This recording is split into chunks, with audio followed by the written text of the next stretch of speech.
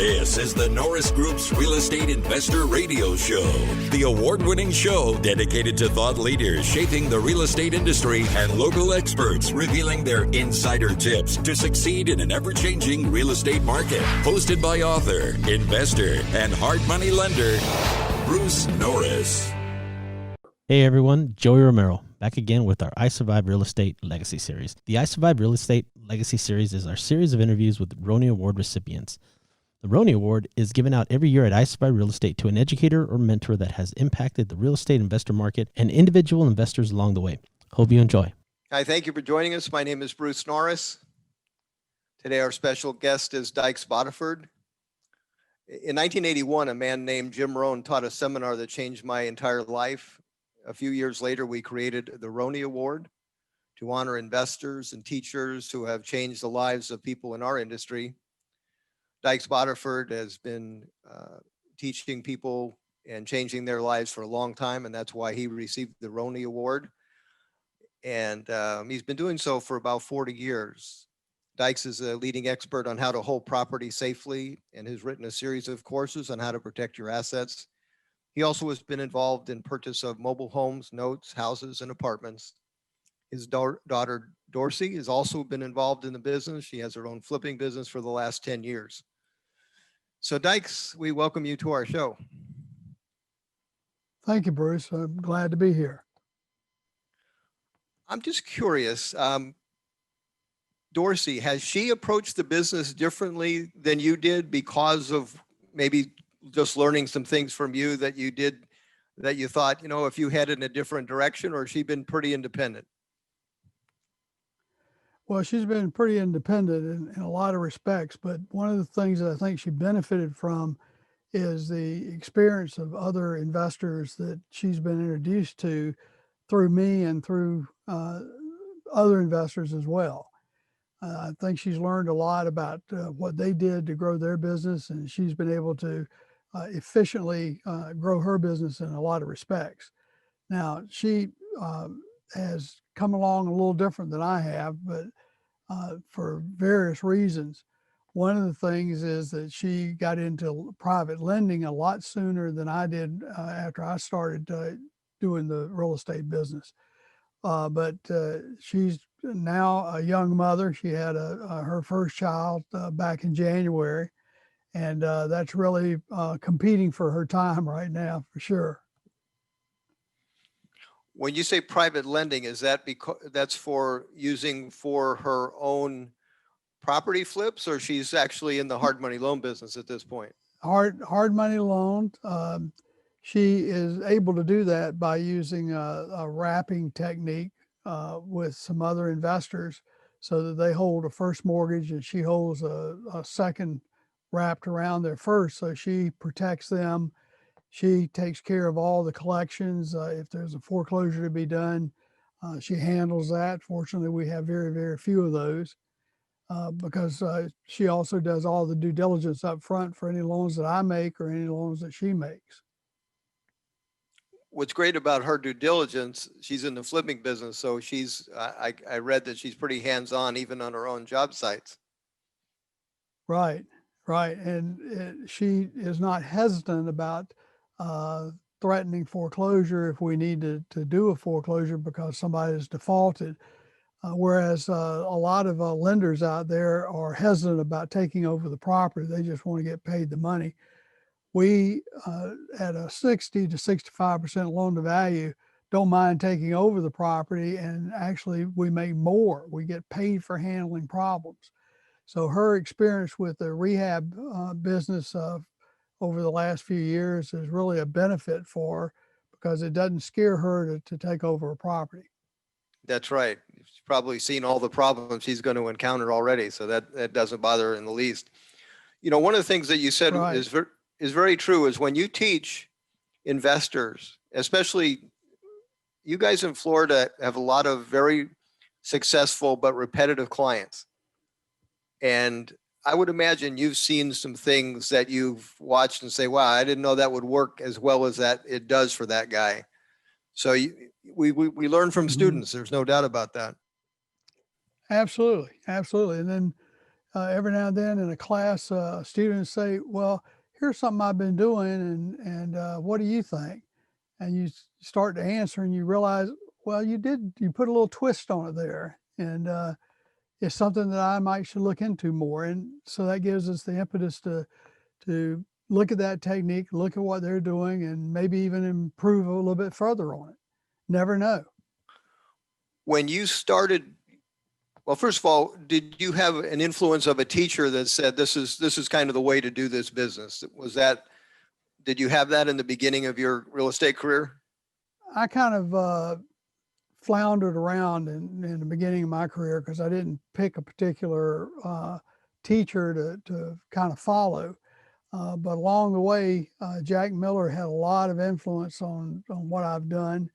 And he did a variety of things in real estate, which I chose to also do because I get bored doing one thing all the time. And Jimmy Napier with his invest in debt, buying discounted cash flow streams such as mortgages and notes. And of course, Peter Fortunato is a good friend of ours now, yours and mine, Bruce. Pete's always Yes. a good one to listen to and to hear stories that he tells about the deals that he's doing even today. And he's been in the business since I don't know about you, but I 1965. have to hear it 3 times before I understand it. That's because he tells 1/3 of the story each time. So you got to get the different pieces to put it together because he's making a point. If he's making a point on one topic, you'll only hear that part of the story. So I know exactly Well, what you mean. I've had to go ahead. Well, what's interesting too, it's I think when you start, there's a certain thing that you get trained to do, and you think that's the way it's done. And so when I first got Right. exposed to the business, the deal was buy for a discount for cash. So, I mean, that's been my model, basically my entire life, certainly for the first 25 years of the business. And so to meet up with a Pete Fortunato that's like creating deals from thin air, you kind of go, whoa, it's hard for me to Yeah. comprehend that. Were Right. you ever attracted more toward keeping or flipping? Which was your preference?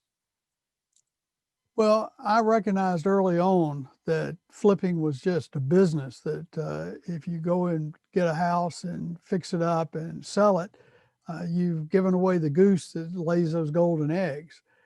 Yeah, you may have money for the time being, but it's really no different than going to work for somebody else.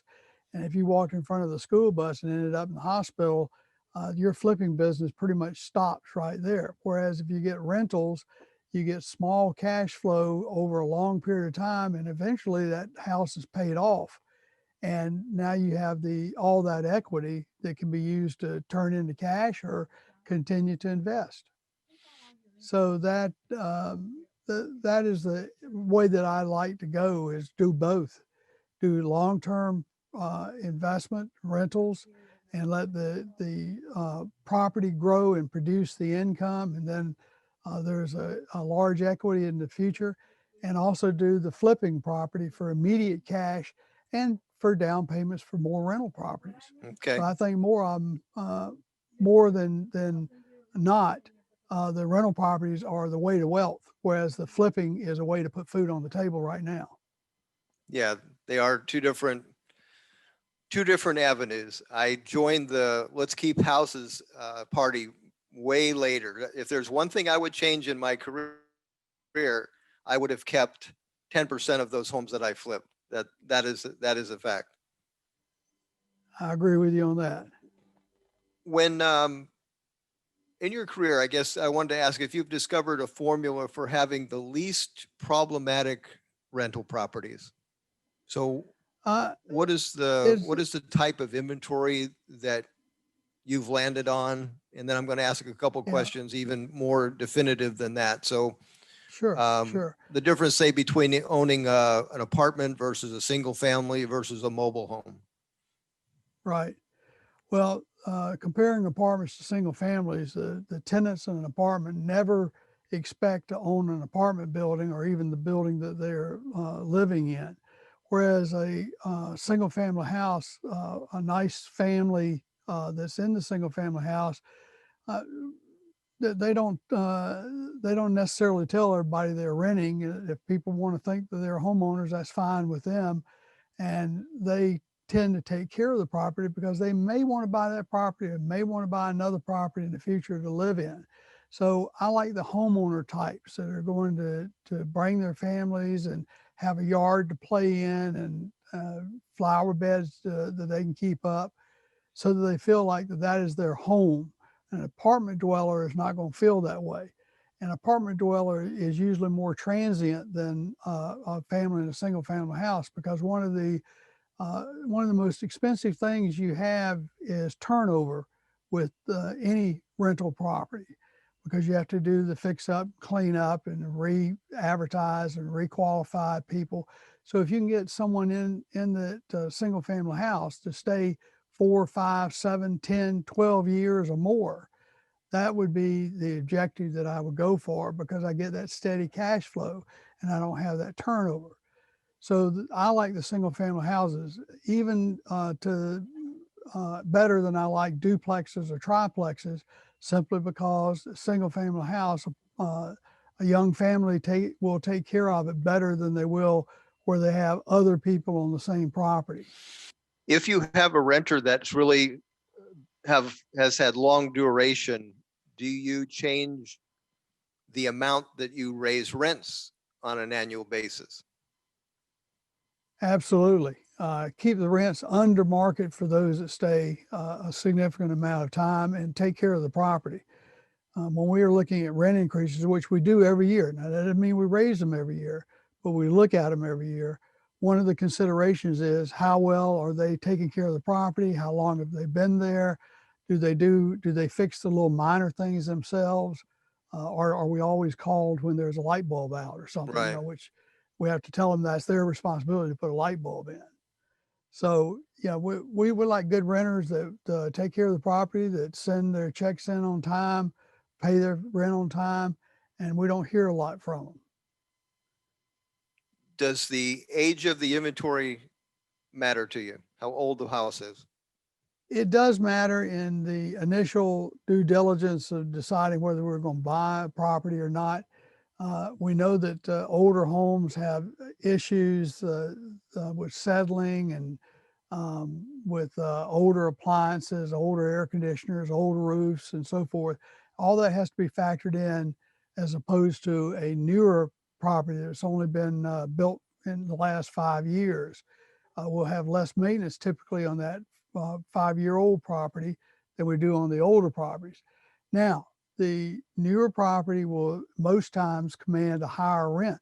So it's all a matter of analyzing during our due diligence period as to are we getting a price that offsets the fact that we're going to have more maintenance, and what kind of renter is it going to attract compared to this other property that's newer. Florida's one of the things that's new for me in Florida is that there's scattered lots. So do you prefer a single family home in a tract setting or a scattered lot setting? And the same question for a manufactured home. Well, for a regular stick-built home, it doesn't matter to me if it's in a subdivision or it's in individual lots within a city or suburb area. What I look at is what is the makeup of the neighborhood. The houses immediately around it, are they mostly renters or mostly homeowners? I'd rather have the house that's in the middle of mostly homeowners, because there's pressure on any renter that I put into that house to maintain the yard and keep it up, so that they're not being pointed to by neighbors as not keeping up their property. And that really doesn't matter whether it's a subdivision or just individual lots out there. So Okay. I really don't put a lot of restrictions on which I buy. Okay. Now you ask about manufactured homes, which normally we're talking about mobile homes. That's kind of the slang term that's used, even though mobile homes typically have not been built since the 1970s, when the manufactured home HUD rules came into Right. effect. But everybody still calls them mobile homes. I like mobile homes, particularly mobile homes on their own lots. Exactly. They're not in a mobile home park or manufactured housing park. I like the homes that are a little bit older, 8, 10 years old, or out to maybe 20 or so years old. That's kind of a sweet spot, and those houses will attract a good type of tenant or buyer. Buy some of those homes and turn around and sell them on terms, which a lot of people that would live in those homes couldn't afford to come up with all the cash, and the homes are hard to get financed through the conventional lenders and institutions. When you deal with a manufactured home, do you generally leave it in place, or have you ever moved one onto a scattered lot? Yeah, I have moved a couple, but I will tell you that if you want to cure the desire to move them, just move a couple. There's always Okay. headaches to it, and it's gotten to be pretty doggone expensive too. So I don't like moving the mobile homes. Economically, it doesn't really make a lot of sense as part of the deal. I like to buy them in place on the lots, but that doesn't mean I wouldn't do it in the future. It's just according to what makes the most sense in that particular situation. Do you have a lot size that you stay away from? You prefer what size lot? Well, it depends on what is on that lot, because if they need well and septic tanks, then you have a requirement for a larger lot, usually half acre, 3/4 of an acre lot in this area. And I'm in the greater Atlanta area, North Georgia area. But if it's served by a city or county water and sewer, then you can have a smaller lot down to about a quarter to a third of an acre lot. Those are also getting a little small. You're getting close to your neighbors, and it's not as comfortable as that 3/4 of an acre lot. So I do like a little bit larger lot size, because I know the tenants or buyers would like a little more land around them. Okay. Okay, let's shift gears. And that's true of manufactured homes or site built homes. Okay. Either one, same. Do you same have answer. a size of home that you kind of stay with? Square footage in the Right. home? I like staying, now we're talking about a stick built home. I like 1,400 square feet up to about 2,200 square feet. Now, I would go higher if the prices made sense, but that's kind of a sweet spot. 3-bedroom, 2 baths. And if I'm going to keep the property, I'd rather have brick as opposed to siding, painted siding. The brick has lower maintenance for a longer period of time and looks better for a longer period of time. On the mobile homes, I will take whatever I can get if the price is right, even down to 500 square feet or so, which is a pretty small home. Yes. But the sweet spot is probably in the 800 to 1,200 square foot range with the mobile homes. But I've had larger than that. I've had 2,400 square foot homes, manufactured homes. And it's just a matter of what the price and condition is. Well, one last question about the type of inventory. Have you ever had a rental with a pool? No, I have not had a rental with a pool. I have had my own personal residence with a pool for a number of years when my girls were younger. And I would not want a pool on a rental. It's just too much liability exposure. Okay. Matter of fact, we filled in. All right. So now we can talk about. pools. I'm sorry, I didn't hear that. I said we've filled in a couple of pools on rentals that we've purchased in the past. Okay. When you advise people to hold title, there's usually two circumstances. There's somebody starting from scratch. So I'd like you to create the ideal sequence of how you'd like them to hold title if they had nothing to correct.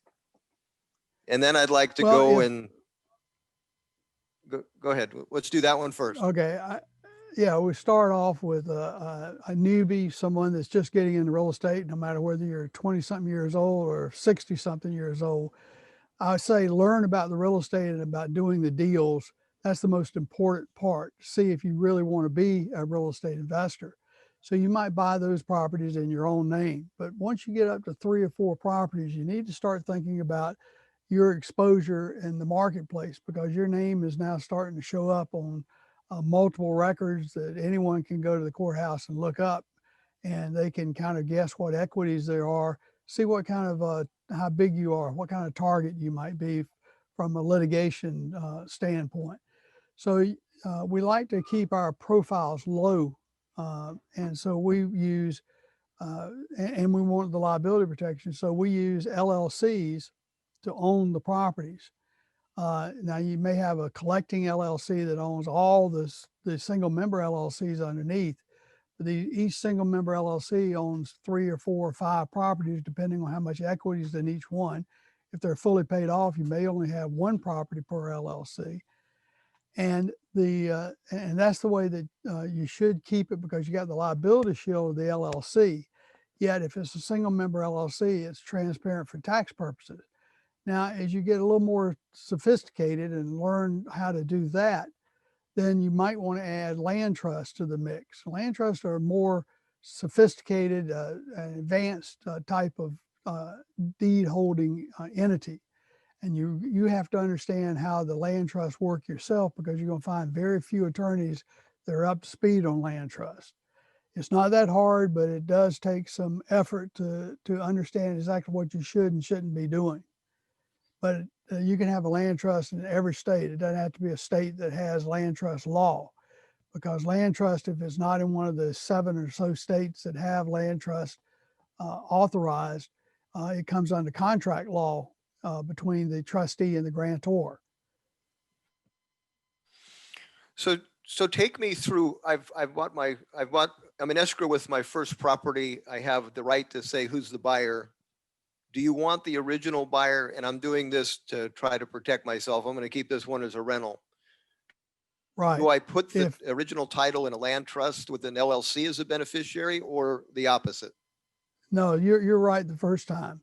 Ideally, you would put the property into a land trust. And by the way, try to make that decision before escrow, because the settlement agents like to see whoever the actual buyer is going to be on the contract, because anything else is additional steps to make sure the seller is okay with who the buyer is going to be if it gets assigned. And you don't want to deal with all that. So whatever name you're going to use for the land trust really should be the one on the contract. Doesn't have to be, but it saves some hassle. So you move the property during the settlement and closing to the land trust. The beneficiary of the land trust is a single member LLC, which is then owned by either you, or if you've got a lot of property, the collection master LLC I talked about would own own the interest in the single member LLC, which owns the beneficiary interest in the land trust, which owns the property. And you have a course that teaches this. I know you do. I do. The biggest problem I find, Bruce, is that some beginning investors that still don't have a property, or only have one property, wants to set up a big convoluted structure that would work great for them if they had 20 or 30 properties, but it's overkill and a lot of paperwork and time to keep up for just having 1 or 2, 3 properties. So you should grow your structure as you grow your portfolio, and don't make things more complicated until there's a justification for doing that. So somebody comes to you, and that's sort of like the first time they've ever heard about protecting themselves, but they own a dozen properties already, and they have them all in their name. Mm-hmm. So what would be the sequence that you would suggest for somebody like that? Well, I'd sit down and talk to them about what their level of paranoia is. the houses that are already in their name is going to have their name in the courthouse records in the chain of title, even if they move them into an LLC or a land trust now. The good part is by moving them in a land trust now, if there's a liability that occurred yesterday or before, that would come after, that could come to bite them, the investor, directly. But after they put it into an LLC, the liability shield of the LLC helps protect them from going into the future. Okay. Liability insurance, do you rely on that a lot for protection? Well, understand that since I've been in this business and I started in 1980, the exceptions page on insurance policies has grown longer and the type has gotten smaller. In other words, there's more exceptions to insurance now than there ever has been before, which means that the insurance company is avoiding a lot of claims that they feel or that they shouldn't be paying on in relation to the premium they're collecting. So I still think that the best attorneys in the U.S. are retained by the insurance companies. And so therefore I want to buy some of that expertise by buying liability insurance on my properties. And if I have a problem come up and I turn it over to them to work out and they say, well, this is a claim that we don't cover, now I've got the liability shield of the LLC to fall back on. Okay. And even if I'm buying just regular homeowner dwelling, or not homeowner, but dwelling insurance for a rental property that I've got, I'm going to have the liability as a component of that insurance policy. And if I get up to 20 or 25 rentals, that's about the time that we all think about self-insuring. And yeah, you can save a good bit of money self-insuring, but don't ever, ever, ever self-insure for liability, because liability can be way more than the cost of the house. Yes. Now you said, are you talking about when you say self-insure, you're talking about for the fire portion of it, that type of thing? For the fire and the hazard portion of it. Okay. Some investors feel like that if they can save those premiums for 3 or 4 years, they could build another house. And that just has to do with what the expenses are for the houses that you already have. Okay. Coming from California, I'll tell you something that just is pretty amazing. Earthquakes are the thing in California. And an earthquake policy on the residence that I lived, when I lived in California, my residence had earthquake insurance, had a $250,000 deductible, and the cost of the policy was $2,300 a year.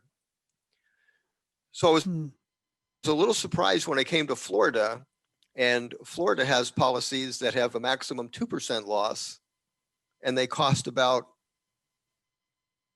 I don't know, $400. And I was just surprised. Yeah, it depends on where you are. Now, in Florida, you probably already have some sinkhole coverage as well, right? That's not an exception. And you wouldn't have that in California. No. Well, it is for a lot of policies, but there are policies that still cover sinkhole. Okay. I gather you're pretty familiar with the guy that writes your insurance policies. Well, I tell you, every investor should have a good knowledge of property insurance. For instance, one aspect that I find is a lot of times misunderstood is what's called co-insurance. When you have a policy, it should be a replacement policy. And the replacement policy means that if you lose if you lose the whole house, that the insurance company would build back the house or provide the money for you to build back the house.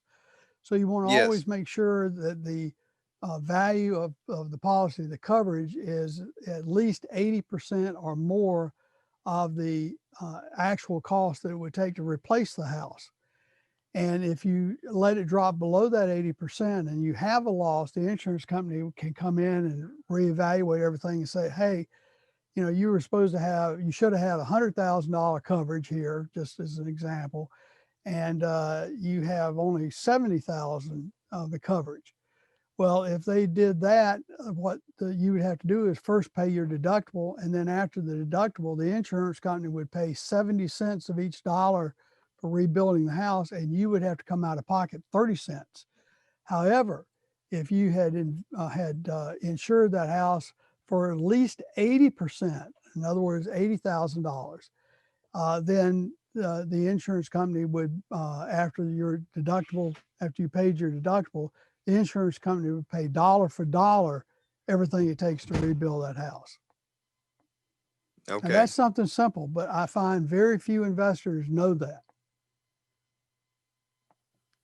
No, I think you're right. I think most people try to save money on their insurance. As a hard money lender, you know, we get policies all the time when we know darn well the property is going to be vacant. Somebody tries to pass off a rental policy as insurance. Yeah, exactly. And talking about hard money lending, you know, we want the rebuild price of the house to be insured, and the borrower typically only wants to insure the amount of the loan. Well, think about it. If we got a 50% loan to value ratio, which is a good loan to value ratio, and that's a $100,000 house, and they're only insuring 50,000, and then there's a total loss for whatever reason, one of your fires comes through and gets it, then the insurance company is going to say, well, it's a co-insurance situation. You pay 50 cents of every dollar in rebuild cost. And I think that's the house that the investor is going to walk away from. And you don't want that if you're a hard money lender. You want to make sure you're covered. Right. You want an incentive there to get to the finish line. Absolutely. Yeah. We're just about out of time. I wanted to ask you about how you got into teaching, and I know that's a passion of yours, but not everybody that knows what to do wants to teach. A lot of people that don't know what to do want to teach. You're one of the rare people that know how to know what to do and love to teach. Well, I had worked for about 11 years with the real estate before I decided to teach. And what was happening was I was president of a local real estate group, and people knew that I was doing these different things, and they'd call up and I'd spend an hour or so on the phone talking to them a couple of times a week or a month, explaining to them what they needed to do if they wanted to do the same thing. So I started teaching some little classes at the local RIA. And that just kind of grew. One of the national guys saw me and asked me to come teach at one of his weekend classes, and I did that. And it just kind of grew from there. It was a sideline for quite a number of years, and it still is pretty much a sideline for me now. I don't go around the country speaking. People come to Atlanta, or right now we're doing some of these Zoom meetings for information. But the reason I got into teaching was not only people asking me questions, is I have a need to learn in depth anything that I'm doing. And so by researching things, an excuse to pay that for that $300 or $400 law book or whatever was to teach somebody else the same thing. If you ever want to learn anything, teach it, because teaching, you realize that you've got to know more than just doing it yourself. You got to know the nuances, because people face a lot of different situations trying to do the same thing. You know what's interesting about what you said is that a lot of speakers do not like Q&A sessions after, because they've said 100% of what they knew when they talk. Right. And someone like you or me love Q&A because we've got to tell 10% of what we know because of the time frame, and that makes it even more fun. You know, when you start batting around in front of people, real circumstances, then you also, that comes to fruition. What you're saying is that it really helps to know much more than what you've just said. Right. Yeah, one of the things that struck me early on was Jack Miller and Pete Fortunato and Jimmy Napier would have help days or help evenings where for 4 or 5 hours, they just sat up on a stool in front of the room and people asked them questions. And there never was an agenda. Didn't say you're restricted to asking questions on just this or that. They could ask anything. And those guys would say, well, that's an area I haven't gotten into, so I can't answer that. Or they say, okay, here's what I did. Mm-hmm. Or here's what I've seen others do. And just answer the questions. And that was always impressive to me. Yeah, it's a very nice thing to do too. When people talk to you, let's say they're a customer, or they're selling their house or whatever, what they probably don't realize is you've probably had 1,000 conversations or more about the subject. And if your heart's in the right place, it's really smart to talk to somebody like yourself that has experience, because you're not going to learn on your own, but that quickly. But if you have a problem situation and talk to somebody like what you're saying, like Pete Fortunato, who wouldn't want to sit down with Pete Fortunato and say, here's my problem, and have the guy throw 10 solutions at it. And by the way, Right. You're who he recommended to me about title. So everybody has their expertise, and you've gone, over and above and understood that niche of the business, which most investors really don't. And Dykes, as you know, you can sit in front of 3 attorneys and get 3 completely different scenarios on what to do. Oh, absolutely. Yes. And so you just go, wow. And so you're not an attorney, but you're a practitioner of the business. And you kind of got to the bottom of the subject that most of us don't tackle.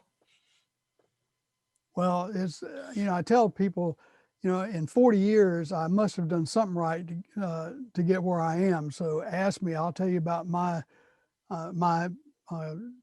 mistakes that I made along the way and how I corrected them.